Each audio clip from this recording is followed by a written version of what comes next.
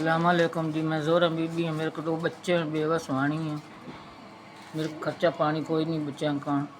अब जी बैठी हाँ तो भरजाई नहीं चंगे समझदी हाँ। 2 बच्चे लायक मैं बैठो काम नहीं, बीमार सुहानी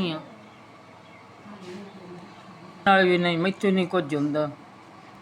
साढ़े को जुत्ती कपड़ा कोई नहीं। बच्चा वेख छोटा ही कमावन वाला, ना पढ़न जोगा ना कमावन जोगा। छोटा ज मेरा बच्चा है ते ना ठिगड़ी कपड़ा, ना कोई खेस है, ना कोई टपड़ी जुल्ली, ना काई शाई काई नहीं।